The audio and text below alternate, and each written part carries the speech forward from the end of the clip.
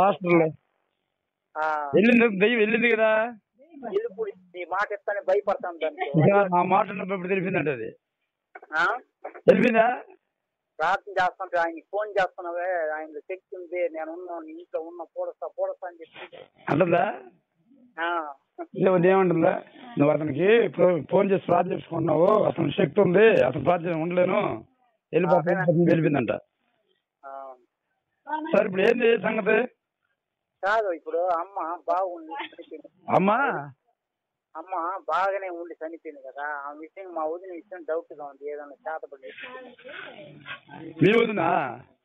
నా మీద కాదు, మా అమ్మకి మా అన్న భార్య ఉంది, పెద్ద భార్య. అవును. మా ఆయన డాక్టర్. అవును.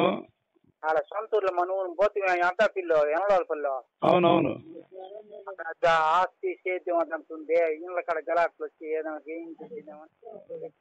ఎట్లా చేతపడి ఏదైనా చేయించిందేమో, బాగుందేమో. రేపు నెలలో వాళ్ళు కాపురం వస్తున్నారు అడిగి, అక్టోబర్ నెలలో. చూద్దాం, అక్కడ చూద్దాం, ఏం కాదు కానీ ప్రార్థన చేస్తే నీకు తెలుస్తుందబ్బా ఏమి తెలుస్తుంది. చెప్పాను కదా